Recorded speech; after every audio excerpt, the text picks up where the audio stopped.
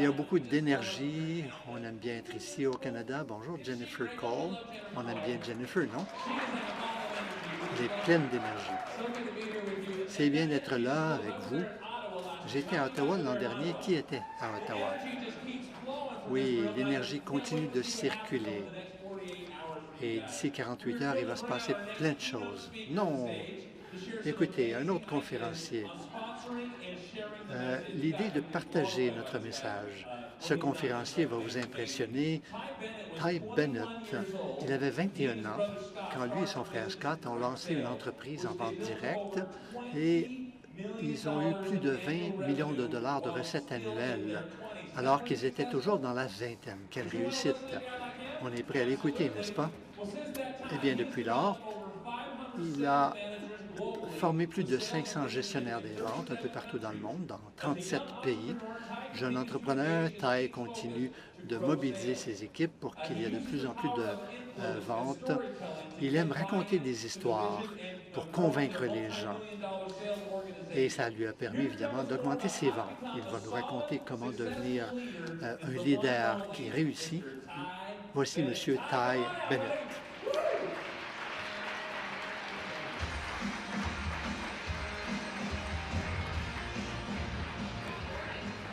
Bonjour.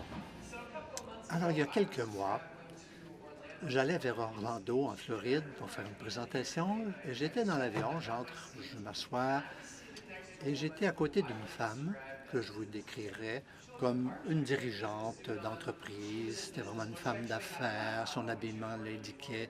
Elle avait son ordinateur. Elle travaillait avant le décollage. Moi, j'étais en short, en T-shirt et en gogoune. Je donnais l'impression d'aller à la plage ou chez Disney World. Et elle a commencé à discuter avec moi, comme on fait dans ces cas-là. Elle a dit, allez-vous à Orlando à des fins d'affaires ou de plaisir? J'ai dit, à des fins d'affaires. Elle aussi, elle a dit, qu'est-ce que vous faites? J'ai dit, je suis conférencier, je vais intervenir à une conférence demain.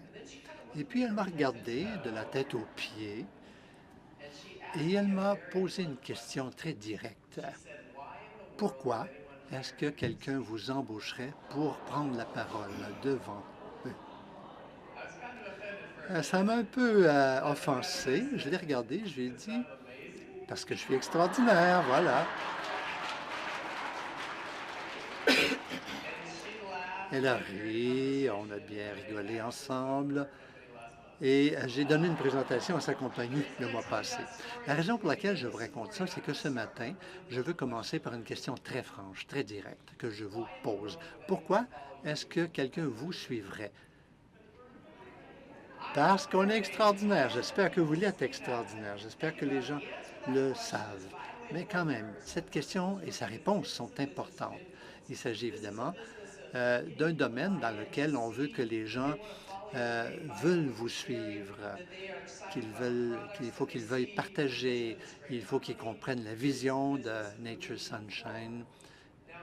Or, si je devais m'éloigner un instant, prendre un peu de recul, eh bien, cette question est importante, je me répète, mais le processus que vous venez de voir là, c'est ce dont nous allons parler. Et nous allons parler du pouvoir des histoires, car je viens d'utiliser une histoire pour vous mobiliser, pour vous aider à réfléchir à quelque chose autrement.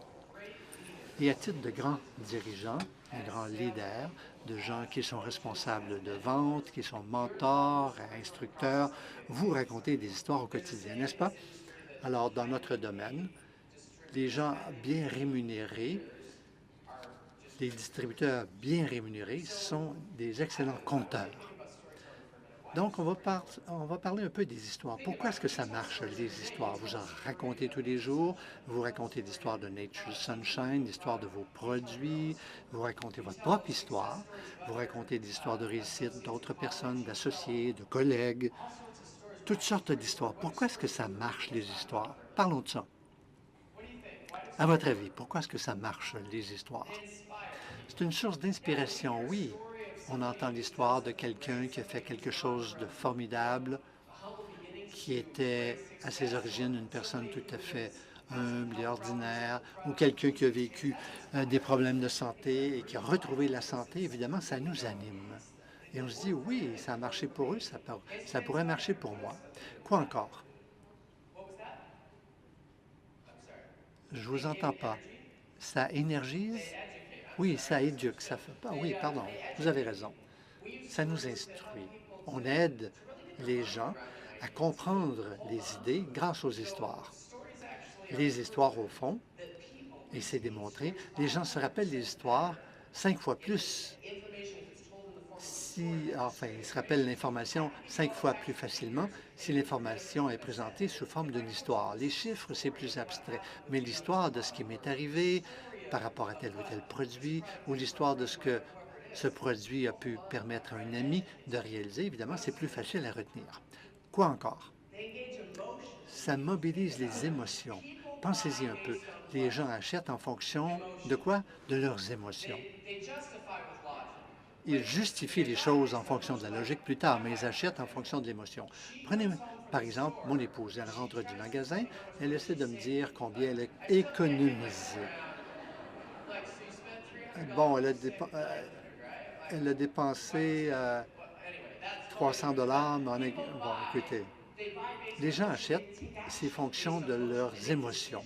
On prend des décisions en fonction de ces émotions. On avance en fonction des émotions.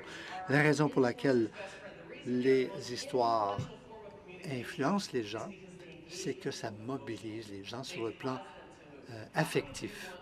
Combien d'entre vous souhaitez communiquer de façon plus efficace? Eh bien, les outils, ou le meilleur des outils, ce sont les histoires. Combien d'entre vous sont d'accord avec l'idée suivante?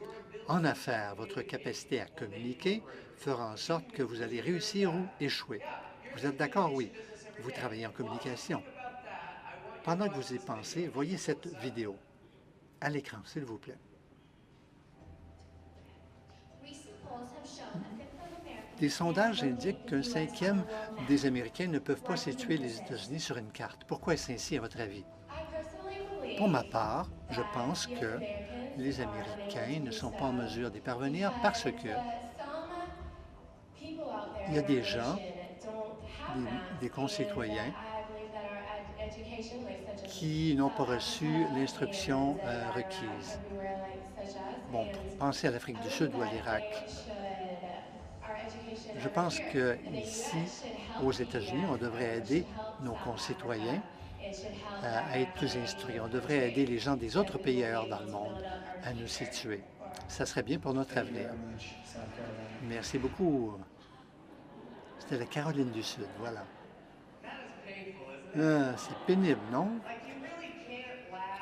On n'arrive pas à rire, on se sent mal, on a plutôt envie de pleurer, c'est douloureux. Alors je pense que Mario Lopez, le fait qu'il ait réussi à rester sérieux, ça mérite un prix en soi, incroyable. Mais écoutez, on a eu des moments de ce genre, ce qu'a vécu Miss Caroline du Sud, et on se dit tout d'un coup, qu'est-ce que je viens de raconter? C'était vraiment insensé. J'arrive même pas à comprendre ce que je disais moi-même. Ça nous est arrivé, à tout le monde. Alors, les communications, on aimerait bien que ça marche toujours bien. On aimerait bien pouvoir influencer les gens et que les gens se disent, oui, j'ai compris, je suis d'accord. Ça n'a pas toujours été comme ça pour moi. J'avais 21 ans et mon frère Scott et moi, on a lancé une entreprise. Scott était plus âgé, plus sage, il avait plus d'expérience que moi. Il devait avoir 22 ans, n'est-ce pas? Mais en fait, on était jeunes et naïfs, on s'est lancé, on s'est mis à discuter avec les gens. J'aimerais bien dire que ça a démarré d'un seul coup, mais ça n'a pas été le cas. On travaillait fort, on parlait aux gens tous les jours, on leur parlait. Et au bout de 10 ou 12 mois, au mois d'août 2003, ce mois-là a tout changé pour moi. D'abord parce que je me suis marié, ça a changé ma vie évidemment, mais ce qui est ressorti, et je m'en rappelle clairement, c'est que mon épouse et moi, on est allés en lune de miel, on est revenus, on étudiait à plein temps. J'ai lancé mon entreprise alors que j'étais toujours aux études. On est entré dans notre petit appartement abominable, un tout petit appartement. Ça coûtait, je pense, 600 dollars par mois. C'était vraiment mal foutu. Évidemment, quand on est un étudiant, qu'on n'a pas d'argent, c'est ce qu'on fait. Et on a partagé une voiture. On était tous les deux aux études. J'essayais de démarrer mon entreprise Et donc, c'était notre principale source de revenus, la petite entreprise que mon frère et moi, on avait lancée. Mais ce mois ressort dans mon souvenir parce que je suis rentré de la lune de miel, on s'est installé, elle et moi, puis mon frère m'a téléphoné, il a dit, j'ai transféré de l'argent dans ton compte. J'ai dit, merci, et c'est bien. Il a dit, je voudrais que tu saches qu'on a fait 800 $ ce mois-ci. Alors, il dit, j'ai partagé, il y en a 400 qui passent de ton côté. Alors, écoutez, 400 $, on n'a peut-être pas l'impression que ça va payer toutes les factures. Et c'était la première fois que, enfin, je m'en occupais vraiment de l'argent. Parfois, on avait vécu des mois, on a gagné un peu plus ou un peu moins, mais j'étais pas obligé d'expliquer ma situation financière à quiconque. Mais maintenant, je devais expliquer à ma conjointe que j'avais gagné 400 $ sur l'ensemble du mois. Donc, elle était coincée avec moi. Qu'est-ce que je peux dire? Donc, je ne voulais pas lui raconter tout ça. Ça me gênait. Alors, je me suis assis devant Sarah et je lui ai dit, eh bien, j'ai gagné 400 $ ce mois-ci. Elle a réagi en disant, bien, est-ce que ça va aller? On avait un peu d'économie quand même. J'avais des économies, mais pas elle, soyons francs. Mais nous avons quand même des économies. On s'est dit, ça ira.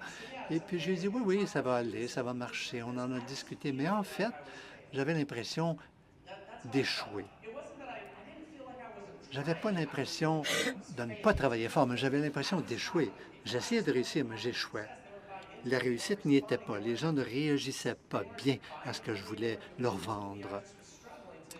Et j'avais de la difficulté, donc. Et Sarah m'a posé 2 questions qui vraiment ont tout changé pour moi. Elle me dit, pense-y un instant. Oublie où tu en es maintenant, prends un peu de recul et regarde les choses d'une nouvelle façon. Est-ce que tu lancerais cette entreprise de nouveau si c'était à refaire? Est-ce qu'il y a du potentiel? Et parfois, je me dis qu'on doit tous faire ça. On vit tous des moments où on se dit ça ne marche pas. Si on prend un peu de recul, et c'est pourquoi c'est important une conférence comme celle-ci. Vraiment, vous avez un nouveau point de vue et vous comprenez que ça marche. Les produits, ça marche. Ce sont des histoires de réussite. Donc, on peut se dire, oui, ça marche, c'est bon pour moi. Et j'ai répondu à Sarah, oui, je pense que oui, je le ferai. Alors, elle s'est dit, pour passer de la situation actuelle vers la situation que tu souhaites, qu'est-ce qui doit changer? Oh, quelle question! Je déteste qu'on me pose cette question-là. Moi, j'étais comme tout le monde. C'était la faute des autres. C'était pas ma faute, mais ce qui devait changer, c'était moi-même. J'avais de la difficulté à faire en sorte que les gens me prennent au sérieux. Donc, ce jour-là, je me suis engagé. J'ai décidé que je travaillerais sur mes communications, que je ferais tout le nécessaire pour mieux communiquer. Et j'y travaillerai fort. Donc, j'ai commencé à lire des livres, à étudier ce que font les grands communicateurs. Je me suis enregistré toutes mes présentations, toutes mes conversations. Avez-vous déjà fait ça? Quelle expérience difficile, ardue, pénible. La première fois que je me suis enregistré, maintenant c'est facile, vous savez, on clique sur son iPhone. Mais là, j'avais une petite enregistreuse Radio Shack qui était dans ma poche de veston. La première fois que je me suis enregistré, je me suis écouté ensuite. Et c'était injuste parce que ma voix dans ma tête est beaucoup plus profonde que sur une enregistreuse. Et évidemment, moi j'ai l'impression d'avoir une belle voix. Je ne sais pas ce que vous entendez quand vous m'écoutez, mais bon. Et j'ai compté le nombre de fois où je disais 122 fois sur 12 minutes. Alors j'ai pris un peu de recul et je me suis demandé si j'achèterais de moi-même. Eh bien non. Je pensais que je vendais des hommes. Et donc, j'ai commencé à y travailler, je me suis amélioré. Et puis, qu'est-ce qui s'est produit? Les choses ont démarré pour nous. J'ai appris à mieux communiquer, les gens ont commencé à m'écouter, à me prendre au sérieux, à mieux réagir. Alors, je résume. Notre entreprise a bien réussi et ça m'a ouvert des portes. Et maintenant, je peux faire quoi? M'adresser à des groupes comme le vôtre, partout dans le monde. J'ai rédigé 3 livres. Maintenant, j'ai l'occasion de faire des présentations pour toutes sortes de compagnies. J'en parlais à mon épouse ce matin, je l'appelle toujours, évidemment, avant de monter sur scène, et je lui ai dit, aurais-tu imaginé ça? Montréal, c'est la 2e fois que j'y suis, c'est une belle ville, je suis content d'y être. Alors, je demande à Sarah, aurais-tu pu rêver que je parvienne à faire ça? Et elle me dit, Ty, Dans mon rêve, dans mes rêves les plus fous, tu n'es même pas présent. Je suis ravi que vous trouviez ça drôle. Moi, ça me fait peur, je vous le dirai franchement. Je voyage beaucoup. Écoutez, qu'est-ce que je peux vous dire? Alors voilà, à titre d'entrepreneur, vous avez besoin de soutien. Et mon épouse, elle est formidable. L'autre jour, j'ai aidé une amie à déplacer un divan. Elle a dit, t'inquiète pas, taille est plus fort qu'il ne semble. C'est important d'avoir des personnes qui vous soutiennent comme ça. Bon, voilà. Alors que je commençais à parler, je me souviens qu'une fois, je suis montée sur la scène, il y a deux femmes qui sont venues me voir et qui m'ont dit, « Tide, est-ce que tu pourrais nous donner un petit peu de cours d'élocution en public? Bon, j'ai dit, bon, ben c'est formidable. C'est la première fois que ça m'arrivait. J'ai dit, ouais, ça va, on y va.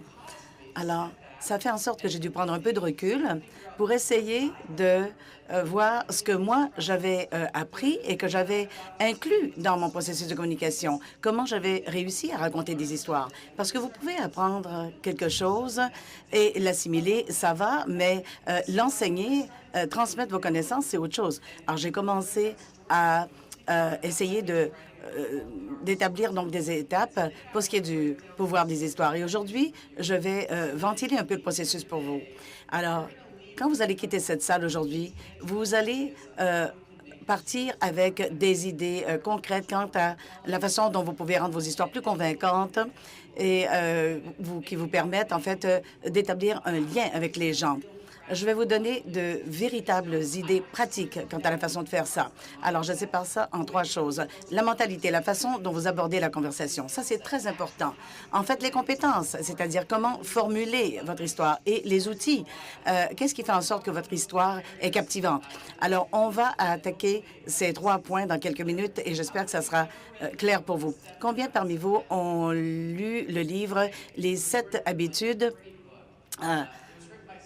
donc, c'est un livre formidable qui a été écrit par Stephen Covey. En fait, c'est un des principaux livres du 21e siècle. Si vous ne l'avez pas lu, eh bien, lisez-le. Et pour ceux qui l'ont déjà lu, relisez-le. Moi, je vis au Utah, en fait, pas très loin du siège de votre compagnie. En fait, je peux lancer une pierre et toucher l'immeuble de votre société. Dr. Stephen Covey est décédé il y a quelques années. Il vivait aussi à Utah. Et avant de mourir, c'était un grand mentor pour moi. La première fois où je l'ai rencontré, il était chez lui. Il était l'hôte d'un événement, un événement politique en 2006. Et j'ai été invitée à cet événement. Et ma femme et moi avions été invités par des amis qui allaient nous présenter à Stephen Covey. Alors, on arrive à cette merveilleuse maison, une maison, en fait, qui était au pied des montagnes. Et ça, c'était vraiment le Rousseau de Utah. C'est un peu... Bon, je pense que toutes les grosses légumes étaient là, les entrepreneurs, etc. Alors, ma femme et moi, on était jeunes. On ne se sentait pas tout à fait à notre place là. Et ensuite, mon ami Kevin s'approche de moi et me dit, « Viens, je te présente à Stephen Covey. » Alors, il dit, « Oh, Stephen Covey est en train d'écrire un livre. » Alors, Stephen a été très gentil. C'est un homme étonnant. Il a dit, « Ty, je suis enchanté de te connaître. » dit la même chose à ma femme. Il a dit, « Ty, quel est le titre de ton livre? » J'ai dit, « C'est le pouvoir de l'influence. » C'était mon premier livre. Il dit, « J'aime ça, c'est un bon titre. » Il a dit, « Est-ce que je peux te donner quelques conseils? » Ça, c'est Stephen Covey, là, dont je parle. Il a vendu 30 millions de copies de son livre. Alors, j'ai dit, je vais prendre des notes. Voici ce qu'il m'a dit. Il m'a dit, Ty, assure-toi que tu écris le livre pour les lecteurs et non pas pour l'écrivain. J'ai dit, qu'est-ce que vous voulez dire par là? Il dit, c'est intéressant. Un livre qui est écrit pour l'écrivain, pour qu'il renforce son ego. Mais ça, c'est un livre qui marchera certainement pas aussi bien que vous le voudriez. Mais c'est un livre qui est écrit pour inspirer et aider les gens. Eh bien, ce livre-là va marcher, peu importe du nombre de copies qui sera vendu. Alors, il était là qui parlait et puis il m'a dit, « Ty, je suis beaucoup plus vieux que toi. » À ce moment-là, il avait déjà 70 ans. Il dit, lorsque vous parcourez la vie, en fait, vous pensez toujours au but à atteindre, à ce que vous devez accomplir. Et à un moment donné, vous allez vous rendre compte que la vie, en fait, ça repose sur des contributions. Comment est-ce que je peux donner? Comment est-ce que je peux aider? Comment est-ce que je peux apporter une contribution? Eh bien, ça a été ma première interaction avec Stephen Covey. Alors, diapositive, s'il vous plaît. Ce dont il parlait, c'était la mentalité de quelqu'un qui veut influencer. Ce qu'il me disait, en fait, c'est qu'il faut se concentrer sur l'auditoire. Bon, il a dit écrit, non pas pour l'écrivain, mais pour le lecteur. Et c'est comme ça qu'il faut penser. Si vous êtes un enseignant, vous devez penser à vos étudiants. Si vous êtes un leader, c'est les gens avec lesquels vous communiquez. Si personne n'achète de vous, est-ce que vous êtes un bon vendeur? Non, évidemment. Si personne ne vous suit, n'est un disciple, est-ce que vous êtes un bon leader? Non, vous n'existez même pas. Donc, c'est pas vous qui êtes important, c'est les gens avec lesquels vous entrez en communication qui sont importants parce que nous, on pense toujours à nous. Un exemple de ceci, lorsque vous allez à une présentation, si vous êtes honnête, on est tous de très bons amis ici. Si on devait vous demander de venir sur la scène dès maintenant pour faire une présentation de 5 minutes, de 10 minutes, raconter votre histoire, peu importe, combien d'entre vous seraient nerveux? Bon, plusieurs. Enfin, on dit, ou les statistiques disent que les gens ont plus peur de prendre la parole au public que de mourir. Bon, moi, je fais ça pour gagner ma vie. Savez-vous pourquoi? Bon, c'est une raison légitime. C'est parce que vous êtes toujours vivant après avoir fait une très mauvaise présentation. Eh bien, c'est ça, la vie.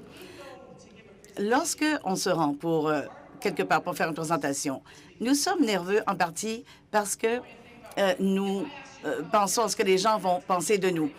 Bon, si les gens se disent, bon, ben, si je monte sur scène pour raconter une histoire, je vais dire, bon, est-ce que j'ai monté ma braguette?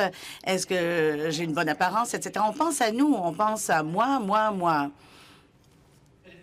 Mais si on devait se concentrer sur l'auditoire, penser à la différence, là, on aborderait la chose en disant qu'est-ce que je peux partager avec mon auditoire qui pourrait l'inspirer? Qu'est-ce que l'auditoire veut entendre? Comment est-ce que je pourrais les aider? Vous voyez la différence ici. C'est là où on se trompe. Je pense que pour chaque présentation, chaque discours, chaque fois, en fait, qu'on monte sur scène, on y va avec le mauvais objectif. Pourquoi? Parce qu'on veut être parfait. On veut s'assurer, en fait, qu'on n'oubliera pas une seule de nos diapositives. On veut être parfait. Avez-vous déjà donné ou entendu une présentation parfaite? Pas faite? Jamais. Ça n'existe pas. Je vous dis, je fais ça pour gagner ma vie. Les gens me payent pour que je monte sur scène pour faire des présentations et je peux vous le dire, ça ne marche pas. On n'est jamais parfait. Alors, ma secrétaire, en fait, m'envoie des textos chaque fois que je suis sur scène. Elle me connaît plus que personne. Alors, elle m'envoie des textos. Alors, comment est-ce que ça a marché? Je lui dis, ça a très, très bien marché. En fait, l'auditoire était captivé, etc. Très souvent, on a des vidéos de ces présentations, en fait, 2 ou 3 semaines plus tard. Et je regarde ces vidéos où j'ai fait ma présentation et j'ai dit, oh mon Dieu, mais c'est pas le même discours que celui que j'ai donné ou que je pensais avoir donné. Parce que je fais tout ce que vous faites, vous. Je finis par mes phrases, je dis des choses qui sont illogiques, toutes sortes de choses que tout le monde fait, en fait. Mais pourquoi est-ce que j'avais l'impression que j'étais parfait? Je pense que j'avais cette impression parce que je vous dirais que mon objectif, c'est pas la perfection. Je pense qu'il faut changer notre objectif. Ça ne devrait pas être la perfection, ça devrait être d'établir un lien avec l'auditoire, une connexion. Lorsque vous êtes avec quelqu'un, si vous établissez un lien, si cette personne a l'impression si vous avez l'impression, en fait, d'être écouté, bon, les gens vont acheter vos produits, etc., peu importe la perfection. Très souvent, donc, les gens ne savent rien lorsqu'ils font une présentation. Ils font une présentation et puis ils savent pas de quoi ils parlent, en fait. Et les gens leur demandent comment ça se fait que tu as autant de gens qui se sont inscrits qui ont acheté tes produits. Ils disent, je sais pas, mais c'est parce que vous avez été capable d'établir une connexion. Ne vous fixez pas comme objectif la perfection. Essayez plutôt de mettre l'accent sur la connexion. Si on se concentre sur l'auditoire, quel est notre objectif? Notre objectif, c'est de mobiliser les gens. Qu'est-ce que ça veut dire, mobiliser les gens? Pensez-y un petit peu. Qu'est-ce que ça veut dire, motiver les gens, les mobiliser? Ça veut dire attirer leur attention, faire en sorte qu'ils s'identifient à ce que vous leur dites. On est là, on fait des présentations et de façon générale, on est très mauvais pour ce qui est d'avoir une conversation. Il n'y a rien qui mobilise dans la présentation. Par définition, en fait, une présentation, c'est un monologue. Les gens veulent qu'on les implique dans la présentation ou dans une conversation. Bon, je vais vous dire, je suis vulnérable. Je vais vous dire la vérité. J'ai fait ça des centaines de fois. J'ai fait des présentations en tant que jeune entrepreneur et j'étais emballée. J'étais en feu. J'arrivais, tout était prêt et j'y allais je donnais ma présentation selon les points que j'avais rédigés. Je prenais à peine ma respiration et à la fin, je disais aux gens, « Est-ce que vous avez des questions? » Ils me regardaient puis ils disaient non. Ah, je pense que vous avez tout couvert. Et ces gens-là, en fait, ne faisaient jamais d'affaires avec moi. Pourquoi? Parce que je les mobilisais pas. Sans mobilisation, vous ne pouvez pas avoir d'influence. Il fallait que je les implique, que je fasse en sorte qu'ils aient des questions. Je devais établir une connexion. Notre objectif, c'est la mobilisation. Autre diapositive. Il y a un équilibre qu'on doit trouver. Un équilibre entre la crédibilité d'une part et que les gens puissent s'identifier à ce que vous dites. Pensez-y bien. Si les gens ne vous voient pas comme quelqu'un de crédible, peu importe ce que vous leur direz. D'autre part, si les gens, en fait, ne peuvent pas s'identifier à vous, si vous ne leur inspirez pas confiance, ils ne vont pas répondre, ils ne vont pas réagir. Lorsque j'étais dans la vingtaine, j'avais de la difficulté à ce que les gens me prennent au sérieux. Je me souviens d'avoir lu beaucoup de livres. Alors, la règle d'or des affaires, c'est que les gens font des affaires avec les gens qu'ils aiment et en qui ils ont confiance. Moi, j'étais là et je disais, c'est pas vrai. En fait, moi, j'avais des bonnes conversations avec les gens. Il semblait y avoir une connexion, mais les gens ne faisaient pas d'affaires avec moi. Alors, je ne savais pas ce qui se passait. Je suis allée voir un de mes mentors et je lui ai dit, écoute, les gens me connaissent, les gens m'aiment et les gens ont confiance en moi. Pourquoi est-ce qu'ils ne veulent pas faire des affaires avec moi? Et il m'a répondu, je ne sais pas.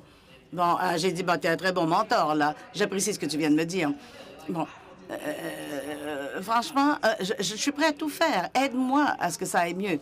Alors, il m'a dit, je veux que tu ailles parler aux 5 dernières personnes qui t'ont dit non et demande-leur pourquoi.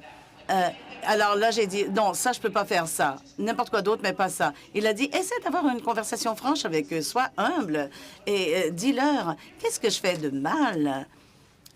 Avez-vous déjà fait ça? Je peux vous dire que c'était tellement épeurant et pourtant, ça a été étonnant comme expérience. Je me suis assis avec ces gens-là et je leur ai dit, dites-moi la vérité, même si ça me vexe, dites-la moi. Et je leur ai dit, aidez-moi à m'améliorer. Pourquoi ça accroche pas? Pourquoi vous ne faites pas d'affaires avec moi? Les gens m'ont dit la vérité. Les 5 m'ont dit, Ty, c'est ton âge. À l'époque, j'avais 21 ans et j'avais l'air d'avoir 12 ans. Bon, oui, il y en a qui me disent, t'as encore l'air de 12 ans, mais j'ai 34, alors arrêtez-moi ça. Alors, j'ai parlé à ces gens-là et ils me disaient, donc, qu'est-ce que ce petit gars-là peut me donner, peut me dire d'intéressant? Bon, quelquefois, on a des objections, mais on n'en parle pas. On ne vide pas la question. Imaginez-vous qu'il y a un éléphant ici, là, sur la scène. Et je dis, oh ben, écoutez, laissez faire l'éléphant, là, vous concentrez-vous sur moi. Ben non, il y a un éléphant dans la pièce, il faut que j'en parle. Bon, il y en a un qui m'a dit, c'est mon âge. Ben, j'ai dit, je le sais. J'ai dit, ben, bon, il fallait, en fait, que je pose la question. J'ai dit, qu'est-ce que je vais faire? Je ne vais pas attendre d'avoir 40 ans pour faire des affaires. Et la personne m'a dit, je ne sais pas. J'ai dit, bon, ben, quel genre de mentor est-ce que tu es? Franchement, là, pour les conseils, on repassera. Alors, qu'est-ce que Bill Gates a fait? Qu'est-ce que Steve Jobs a fait aussi? Et les autres? Et dès qu'il a dit Bill Gates, j'ai eu une idée. Est-ce que je peux vous utiliser pendant quelques moments? Quelques instants plutôt. Venez sur la scène. Comment vous appelez-vous? Travis. Alors, Travis, asseyez-vous ici. Travis, voilà ce que vous aurez à faire. Vous restez assis là. Voilà. Très bon. Très bon, vous avez compris. Non, non, rasseyez-vous. Alors, je m'assoyais avec des gens comme Travis qui avaient réussi, qui étaient plus vieux que moi. Et vous deviez vous dire, en fait, qu'est-ce qu'il a à me dire, ce petit gars-là? La première chose là, que je dirais, là... Bon, il n'a pas besoin de micro, Travis, mais vous pouvez le tenir. Vous pouvez le tenir, le micro. Je dirais, Travis, je me sens comme un jeune Bill Gates. Et il me regardait d'un air ironique. Bon, j'essayais d'attirer leur attention. Quelquefois, il riait, quelquefois, en fait, il se sentait intéressé. Bon, Bill Gates avait 19 ans lorsqu'il a laissé l'école. À l'époque, en fait, les ordinateurs étaient très chers et très gros, de la grosseur d'un frigo. Et Bill Gates a dit qu'il pouvait équiper chaque famille d'un ordinateur. Les gens pensaient qu'il était absolument fou et qu'il était jeune et qu'il ne savait pas ce qu'il disait. Bon, Travis, voilà ce que je veux vous dire. Je ne serai pas aussi riche que Bill Gates. Je ne dis pas que je vais changer le monde de la façon dont Bill Gates l'a fait, mais je sais toutefois que je tiens quelque chose d'intéressant et je veux que tu y réfléchisses sérieusement. Ça va?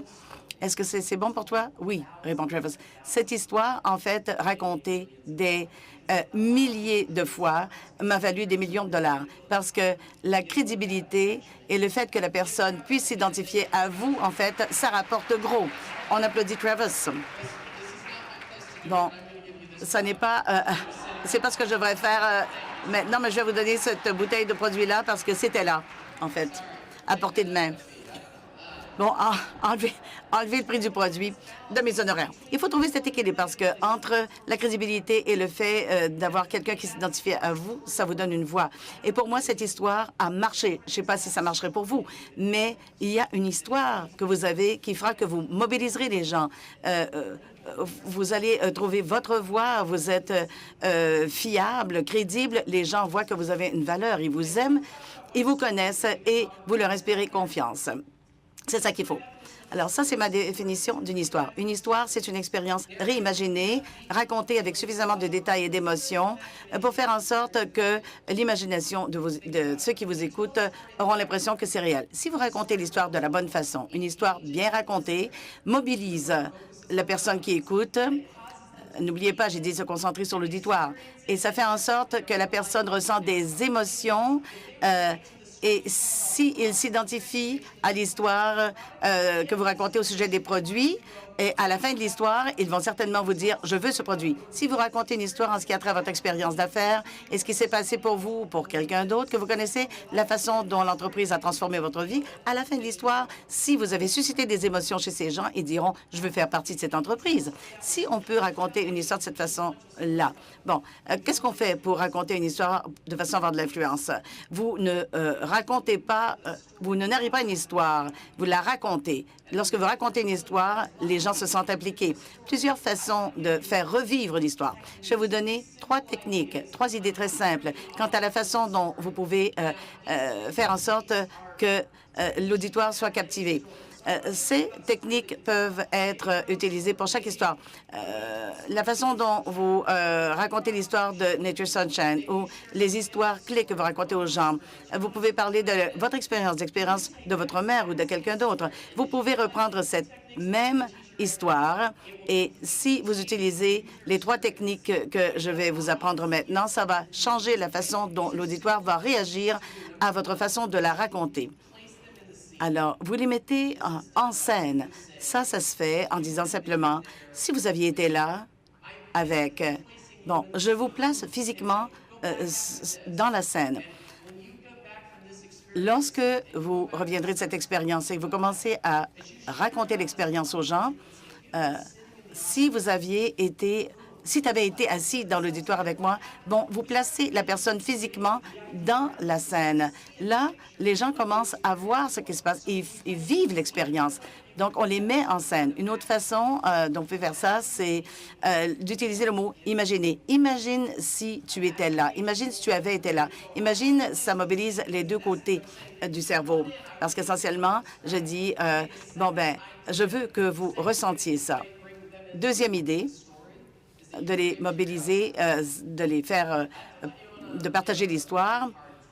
Bon, moi, je dois dire une vérité très dure. Je m'en excuse, mais voici la vérité. Les gens se foutent de votre histoire, même pas votre mère. Ça n'intéresse personne, à moins qu'ils puissent s'identifier à cette histoire, qu'ils puissent la vivre. Nous avons tous cette mentalité, que ce soit conscient ou inconscient. En fait, qu'est-ce qu'il y a là-dedans pour moi? Alors, il s'agit de susciter la curiosité chez les gens. Il s'agit, en fait, d'aller les chercher dans leur monde avec une question et ensuite vous les amener dans votre monde avec votre histoire. Vous suscitez de la curiosité dès le départ. Au lieu de commencer à raconter l'histoire, vous les mobilisez dès le départ. Bon, j'ai fait ceci avec l'histoire de Stevie Covey. Alors, par exemple, combien d'entre vous, donc, ont lu ce livre, ont lu ce livre de Stephen Covey? C'est plus facile parce que ça crée un dialogue. Les gens ne peuvent pas, en fait, sauter dans une histoire. Bon, c'était une soirée humide de novembre. Bon, ça ne marche pas, ça. C'est plus facile de poser une question et de mobiliser les gens et de leur faire participer à l'histoire. Avant de commencer, en fait, vous devez donc vous concentrer sur la personne qui écoute. Maintenant, vous essayez de faire en sorte que les gens s'identifient à vous. Vous utilisez le ton de la conversation. Bon, vous comprenez ce que je veux dire. Je ne sais pas si tu as déjà fait cette expérience, mais est-ce que ça t'est déjà arrivé, toi? Peux-tu t'imaginer si tu avais été dans cette situation? Je suscite continuellement l'interaction et le dialogue dans la façon dont je parle. Si je parle à une seule personne ou devant un groupe de 500 personnes, je ne change pas la façon dont je parle. Je fais exactement la même chose parce que je veux que les gens aient l'impression que nous sommes en train de dialoguer, que nous sommes en train de converser. Je veux que vous soyez mobilisés. Je veux que vous soyez, que vous fassiez l'expérience de l'histoire en question. Je vous donne un exemple. Je parlais devant une autre entreprise de réseautage et de vente de produits. Il y avait quelques mille personnes dans l'auditoire. Bon, j'ai raconté l'histoire de Milt Fisher, qui était un chasseur de trésors. Il a découvert le trésor, un trésor qui valait plus de 4 millions de dollars. Avant de chercher, en fait, les trésors, il a fait des expériences sur le fond de la mer pendant des années avant de trouver le trésor. Bon, par exemple, je raconte une histoire. Donc, Mellon et son mari et sa femme donc, ont déménagé en Floride et ils ont décidé de partir à la chasse au trésor. Chaque fois, lorsque j'atteins cette partie de l'histoire, les gens me regardent et me disent « Mon Dieu, mais qui fait ça? » Bon, c'est une réaction normale. Mais si je parle à un groupe de vendeurs par réseau comme vous, et je dis ça, eh bien, vous réagissez pas comme les autres. Vous êtes un groupe de gens différents. Voici ce qui se passe. La plupart des gens pensent que c'est fou, mais la plupart d'entre vous, en fait, vous êtes dans la vente de produits, alors vous trouvez que c'est pas si fou que ça. Pourquoi? Parce que je renforce le fait que vous pouvez vous identifier à ça. D'une façon, vous devez renforcer ce sens d'identification parce que vous avez l'impression de faire partie de l'histoire. C'est ça mon plan. Alors, avant de commencer votre histoire, vous posez une question pour susciter la curiosité. Vous allez les chercher dans leur monde, vous les amenez dans le vôtre. Vous les mettez en scène physiquement. Si vous aviez été ici ou imaginez si vous aviez été là. Et là, vous renforcez, en fait, cette question d'identification à vous et ça les mobilise. Et ça change la situation. Alors, ceci m'entraîne vers autre chose d'intéressant. Bon, la façon dont vous commencez à faire ça. Lorsque vous commencez à rédiger une histoire, bon, avant de commencer, je vais vous donner une des clés. Il y a une règle lorsqu'on raconte une histoire, dit il faut penser à ce qui est nécessaire, non pas ce qui est nécessaire de dire, mais à ce qui est nécessaire de ne pas dire. Parce que, en général, donc, on prend une histoire de 2 minutes et on la raconte en 10 minutes. On donne beaucoup d'informations non nécessaires. Il faut faire attention à ceci. Bon, disons que vous répondez à un appel et vous voulez partager une histoire avec quelqu'un. Bon, disons que bon, c'est une réunion nationale et puis les gens racontent leur histoire. Nous, qu'est-ce qu'on fait? Bon, j'écoutais. Bon, nous, on fait des appels de façon régulière. Et toutes les semaines, les mercredis, on fait des appels. On passe des appels. Il y a beaucoup de différents conférenciers. Et aujourd'hui, je ne me souviens pas de qui était l'autre, mais il y a un conférencier qui était là. Je pense qu'il était d'Ottawa, non? Bon, il était de quelque part au Canada, puis il a raconté cette histoire. Ben, on s'en fout de ça. Il dit tout simplement, mon ami a eu une expérience extraordinaire. Il va raconter l'histoire. Alors, on raconte les histoires avec tellement de détails non nécessaires. Concentrez-vous sur ce qui est nécessaire. Voici ce qui est important pour ce qui est de raconter une histoire qui aura de l'influence. Alors, c'est une histoire, en fait, qui aura de l'influence. C'est d'essayer de trouver une solution. Il faut que vous trouviez une solution crédible. Il y a quelque chose dans la nature humaine qui fait que l'on réagit aux luttes, aux batailles. Il y a ça vient chercher quelque chose en nous et on réagit. Bon, pensez au cinéma, un film. Si on devait aller au cinéma cet après-midi pour regarder un film, alors vous êtes assis, vous avez votre popcorn dans une main, vous avez votre Coke dans l'autre, et vous êtes assis là, et vous êtes tout prêt à regarder le film, et c'est un film qui raconte la vie de quelqu'un sans haut ni bas, pas d'épreuves, sa vie est belle, tout va bien, etc. Alors, vous allez sortir de là en disant, c'est le film le plus stupide que j'ai jamais vu, n'est-ce pas? Mais voilà ce que je peux vous dire. Plusieurs des gens dans cette salle essaient de raconter des histoires de cette façon-là. Je ne sais pas pourquoi, mais nous, en entreprise, on raconte des histoires qui reposent sur des solutions vers des solutions. On dit, bon, nous avons été formidables, nous sommes formidables et nous allons continuer à être formidables. Alors, bon, ben, qu'est-ce que ça va susciter chez vous? Bon, oui, c'est formidable. Je ne sais pas pourquoi. C'est peut-être parce qu'on pense que la vulnérabilité, c'est de la faiblesse. Mais je peux vous dire que c'est plutôt une force. Si nous sommes ouverts et authentiques, voilà ce que je peux vous dire. Chaque personne dans cette salle s'est impliquée dans l'entreprise Nature Sunshine à cause d'une bataille. Peut-être une bataille ou un problème à cause de la santé. Peut-être que c'était des problèmes financiers ou un problème de mode de vie et cette entreprise vous attirait. Mais vous êtes ici à cause d'un problème. Vous voulez quelque chose de plus. Parlez-en, partagez-le. Dites-nous où vous étiez et où vous vous en allez. Je ne dis pas qu'il faut... c'est pas l'idée d'exposer vos problèmes. On veut entendre parler du processus transformationnel, que vous aviez des problèmes et que maintenant, vous n'en avez plus. Bon, vous aviez des problèmes et maintenant, vous voyez la lumière au bout du tunnel. Vous voyez des résultats avec les produits et vous êtes emballé parce que vous obtenez plus de résultats que ceux que vous escomptiez. C'est que la solution change les choses. C'est ça qui est important. Bon, j'ai un fils de 3 ans.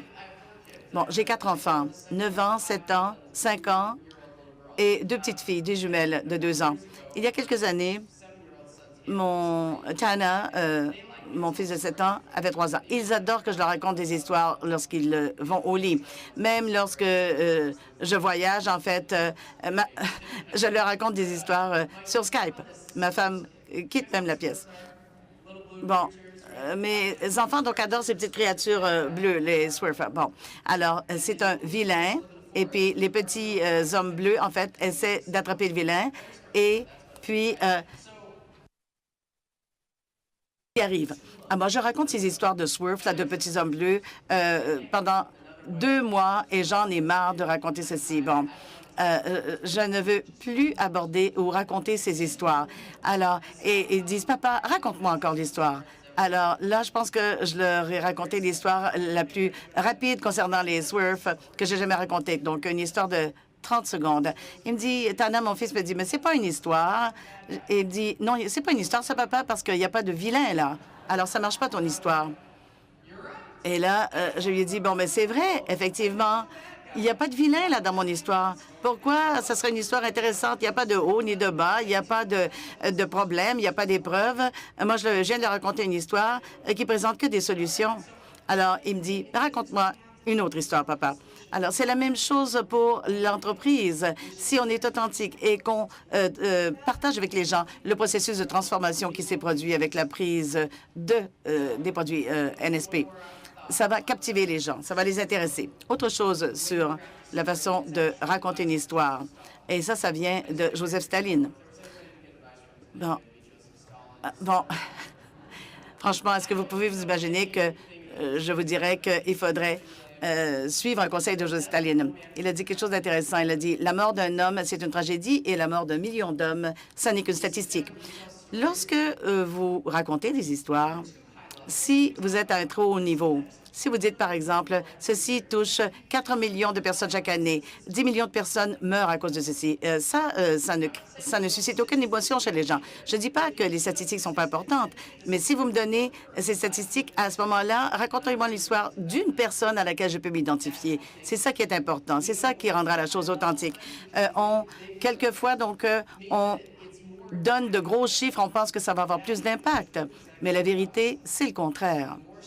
Plus vous êtes précis, plus vous entrez dans les détails, plus l'application est universelle. Alors, il faut raconter les histoires d'une façon plus spécifique. Alors, on passe maintenant aux compétences. aux outils. Alors, 4 outils qui vont faire en sorte que votre histoire sera plus mémorable, plus dynamique, plus captivante. Lorsque vous racontez ces histoires, ça va marcher. Tout d'abord, les personnages. Les personnages, eh bien, les gens peuvent s'y identifier. Quelquefois, ce sont des gens avec lesquels vous pouvez vous identifier. Quelquefois, en fait, c'est pas... alors, j'ai vendu des produits, par exemple, où je pouvais donner... Et lorsque j'essayais de vendre des produits à des femmes de l'âge de ma mère, elles pouvaient s'identifier parce que je racontais l'histoire de ma mère. Moi, j'avais 23 ans, donc j'étais pas la meilleure personne pour faire ça. Dans cet auditoire, il y a des gens qui sont des auditifs, qui sont des visuels, et d'autres qui sont qui marchent par le mouvement. Alors, mes personnages, je veux qu'ils soient vus, qu'ils soient entendus et qu'ils soient compris. Je veux m'assurer que les gens s'y identifient. Lorsque je dis qu'ils soient vus, utilisez en fait un langage visuel. Ne donnez pas tous les détails. Lorsque j'ai décrit ma mère, je n'ai pas besoin de dire qu'elle a 5 pieds 4, elle a des cheveux bruns, qui lui vont aux épaules, etc. Il faut créer une image et vous partez là-dessus. Il y a un processus de co-création à ce moment-là qui s'amorce. Je vous permets de créer une image, d'imaginer la personne. Bon, lorsqu'on lit un livre, quelquefois, on pense que on trouve que le livre est meilleur que le film parce que les images qu'on s'est faites en lisant le livre sont différentes dans le film que le producteur a fait. Alors, il faut permettre aux gens de créer les personnages et mobiliser les gens, en fait, dans un processus de co-création. Il faut que les personnages aussi puissent être entendus. Je reviendrai au dialogue plus tard. Alors, et l'histoire des gens, les gens ne se soucieront pas d'où les personnages vont si vous ne savez pas d'où ils viennent. Il faut savoir le contexte, en fait. Il faut raconter où était la personne avant de commencer à prendre les produits. Bon, si vous dites, par exemple, la personne a pris les produits et, bon, tout d'un coup, ils se sont sentis très bien.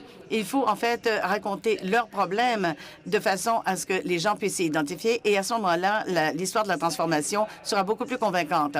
Le dialogue, ça, c'est mon outil favori dans le coffre à outils. Le dialogue, ça donne des résultats extraordinaires. La plupart des gens n'utilisent pas le dialogue. Mark Twain avait une bonne citation. Il a dit « Ne me dites pas que ne me dites pas que la femme a crié, amenez-la sur la scène et faites-la crier. Faites en sorte que vos personnages soient entendus. Lorsqu'ils sont entendus, ça a tellement plus d'impact. » Bon. Alors, En fait, je vais raconter la même histoire 2 fois. La première version en mode narration et la deuxième version en utilisant le dialogue. Donc, voilà la version narration. Je vais dire, un de mes amis vient de recevoir un diagnostic de cancer. Maintenant, la version dialogue. Il y a un ami qui m'a appelé hier et m'a dit, Ty, j'ai un cancer. Je ne sais pas quoi faire. Alors, vous avez remarqué la différence. Le dialogue vous permet de d'habiter un personnage, de changer de ton, de posture, vos expressions visuelles, vos gestes. Et en fait, vous donnez vie à ce personnage à travers le dialogue. Donc, on ne peut pas raconter toutes les histoires en mode narration. Ça devient ennuyeux. Mais on ne peut pas raconter toutes les histoires non plus sous forme de dialogue parce que ça va devenir une pièce de théâtre. Si vous racontez toute l'histoire sous forme de dialogue, enregistrez-vous parce que j'aimerais bien voir ce que ça donne. Alors, bon, la narration est intéressante, mais le dialogue est utilisé pour avoir un impact et mettre une touche d'humour. Si vous voulez que les choses restent dans l'esprit des gens, exprimez-les en forme d'un dialogue. C'était plus important pour vous d'entendre Stephen Covey me donner ce conseil. C'était plus amusant pour vous d'entendre ma femme me faire ses commentaires. L'impact et l'humour. Voilà les situations où il faut utiliser le dialogue. Bien. Si un produit a changé la vie de quelqu'un, eh bien, laissez la personne raconter comment sa vie a changé. Bon, je reviens de chez le médecin, voilà ce que... Laissez les personnes raconter leur histoire. Ça aura beaucoup plus de poids. Le dialogue a une force incroyable. Le troisième outil, ce sont les détails. Alors, je viens de vous dire que si ce n'était pas nécessaire de le dire, maintenant je vous parle de détails. Alors, j'ai l'air de me contredire, mais attention, des détails inutiles, on n'en veut pas. Des détails ennuyeux, stupides, peu importants, non. Mais des détails importants qui rendent le récit dynamique, plus réel, ça, c'est complètement autre chose. Mel Fisher, lorsque Mel a découvert le trésor, voilà comment je raconte ce qui s'est passé. Il a dit, un jour, un manomètre indiquait quelque chose dans le fond marin. Deux plongeurs ont plongé et ils ont réalisé qu'il y avait là une cargaison d'argent. Il y avait 700 lingots d'argent. Ils ont trouvé 900 lingots d'or, 2500 émeraudes et autres pierres précieuses, des centaines de chaînes, de disques et des centaines d'autres objets pour une valeur totale de 400 millions de dollars. Ou bien je peux raconter les choses comme ceci. Ils ont trouvé un énorme trésor. Qu'est-ce qui a le plus d'impact? Les détails rendent la chose réelle, dynamique, tangible. Bon, alors il y a des chiffres que vous pouvez associer. Lorsque vous parlez de perte de poids, vous ne dites pas « Ah, ben, le produit est formidable, j'ai perdu du poids ». Non, là, vous allez donner des chiffres. La personne a perdu tant de kilos en tant de jours. Il faut associer des chiffres réels, des détails qui permettent de saisir ce qui s'est passé. Et là, les détails sont extraordinaires pour dynamiser un énoncé. Quatrième outil, les métaphores. Les métaphores sont extraordinaires. Elles permettent de comparer le connu à l'inconnu. Bon, métaphore, je ne veux pas dire n'importe quelle analogie. Non, je parle d'une comparaison.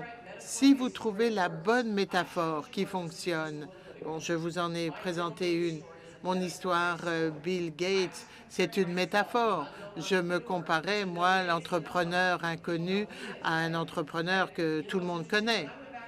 Et lorsque je suis allée parler avec ces 5 personnes, chacune m'a dit, répété la même chose. Qui est ce jeune entrepreneur naïf? Bon, alors j'ai pris exactement ce qu'elles m'ont dit et j'ai utilisé pour décrire Bill Gates. Les gens se sont dit, alors, qui est ce jeune entrepreneur inconnu? Alors, j'essaie de me comparer. Et si vous expliquez ce que font les produits, comment les activités fonctionnent, vous expliquez des concepts, mais des concepts nouveaux pour les gens. Donc, les gens ne comprennent pas. Ils comprennent pas tout vraiment ce que vous voulez dire. Mais si vous trouvez la bonne métaphore, la bonne comparaison qui va établir un pont, c'est la stratégie de communication la plus efficace que vous pouviez avoir. Si vous parvenez à expliquer de façon logique le produit, bon, vous expliquez à quelqu'un le modèle d'affaires, vous comparez cela à l'immobilier, et vous leur dites, ben, c'est la même chose. Il y a un courtier, il y a un agent. Bon, là, ça va avoir du sens pour la personne. Alors, il faut utiliser les métaphores parce qu'elles permettent vraiment aux gens de comprendre, de se faire une idée de la chose. Je vous ai donné beaucoup d'informations en très peu de temps. J'en suis tout à fait conscient. Beaucoup d'idées, de suggestions que vous pourrez appliquer. J'espère certaines idées tangibles. Ce que je vous ai partagé, en fait, c'est la science de raconter une histoire. Et l'art vous appartient. C'est lorsque vous allez prendre ces idées et pratiquer. Vous allez faire des jeux de rôle, vous allez répéter, vous allez vous améliorer, vous allez vous enregistrer. Est-ce qu'il y en a ici qui font des exercices de jeux de rôle? Non, c'est vraiment pas drôle. C'est épouvantable. Personne n'aime ça. Mais moi, je fais un jeu de rôle avec mon frère. Ça avait l'air épouvantable. Avec mon frère, ça a l'air terrible, mais lorsque je le présente à quelqu'un, c'est autre chose. Bon, je préfère m'enregistrer ou me regarder devant le miroir et essayer de m'améliorer à chaque fois que je m'écoute pour améliorer mon pouvoir de communication. parce que c'est mon art que je veux donc perfectionner et j'espère que vous prendrez la même initiative. Alors, je vais vous lancer un défi. Chacune d'entre vous, je vous demande d'enregistrer au moins une conférence d'ici la fin de la semaine. Qui est prêt à le faire? Et là, ça devient intéressant. Vous enregistrez et vous l'écoutez ensuite. Et demandez à une autre personne de l'écouter avec vous et la personne vous donne ses commentaires, sa réaction. Bon, moi, je n'aime pas le feedback que me donne ma femme. Bon, elle est vraiment dure. Demandez à une autre personne d'écouter. Et ça va vous ouvrir les yeux. La première fois que vous allez la réécouter, vous allez être tout à fait surpris. Vous allez voir que vous n'inspirez pas aussi confiance que vous le pensez. Et vous ne posez pas autant de questions que vous devriez. Les gens vous donnent une réponse, vous n'avez pas écouté et vous commencez déjà à parler d'autre chose. On fait tous cela. Et ça devient évident lorsque vous vous écoutez et vous commencez à travailler là-dessus. Car ce que j'ai découvert, c'est que depuis que je suis impliqué avec succès dans ce domaine, j'ai réalisé que celui qui raconte la meilleure histoire, c'est lui le gagnant. Je l'ai constaté dans différents secteurs. Donc, en conclusion, je voudrais vous raconter une dernière histoire. C'est normal que je termine par une histoire. Mais c'est un peu comme un magicien qui vous raconte un secret. Parce que dans cette histoire, vous allez voir que je vous ai mis en scène, que j'ai établi une conversation, et que vous allez voir la lutte pour arriver à une solution, le dialogue, les détails, la façon dont je personnifie. Alors faites bien attention à tous ces éléments, car c'est ça qui assure la réussite de l'histoire. C'est pas l'histoire en elle-même, c'est la façon dont elle est racontée.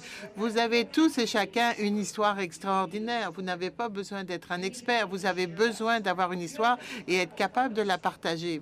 L'histoire de votre compagnie est extraordinaire, avec des antécédents formidables, des produits extraordinaires, et parce que les gens obtiennent des résultats. Donc, vous avez une histoire à raconter, mais en tant que leader, votre tâche est de bien raconter cette histoire. Voilà le défi. Alors, en conclusion, je vais vous raconter l'histoire d'un homme, Michael Downing. À la fin de la Deuxième Guerre mondiale, il a été invité en Allemagne pour parler aux soldats. Il s'est rendu en Allemagne. Imaginez la scène. Il rentre dans une pièce où il y a des dizaines de jeunes gens blessés. Certains ont perdu un œil, certains sont amputés. Et Michael était vraiment très bouleversé. Lorsqu'on l'a présenté, il a commencé son discours en disant « Je veux que vous sachiez que tout est possible. J'espère que vous avez de grands rêves parce que vous avez un merveilleux avenir devant vous et le potentiel de réaliser tout ce que vous souhaitez. » Bon, les soldats ont commencé à le huer. Et les huées ont été si fortes que Michael a pris une chaise et il s'est assis. Et puis, il a enlevé sa jambe artificielle et il l'a posée sur le plancher. Et puis, il a enlevé sa prothèse de bras et il l'a posée. Et là, il a attiré l'attention des soldats. Ce qu'il ne savait pas, c'est que à l'âge de 14 ans, il était dans une calèche et bon, il était tombé de la carriole et quand ses parents s'en sont aperçus, eh bien, il avait déjà, ses membres étaient atteints et il a dû être amputé des 4 membres. Et il avait perdu espoir aussi à ce moment-là. Mais il a, avec ses membres artificiels, mené une vie extraordinaire. Il a 5 enfants, il a étudié au collège et il est devenu président d'une banque au Michigan. Assis là, alors il n'était plus qu'un homme tronc. Il commencé son discours en répétant la même chose aux soldats. Sachez que tout est possible. J'espère que vous aurez de grands rêves parce que vous avez un merveilleux avenir devant vous et le potentiel de réaliser tout ce que vous souhaitez. Pour moi, c'est le plus grand discours qu'on ait jamais prononcé. Et son message, c'est le message que je veux vous laisser aujourd'hui. Tout est possible.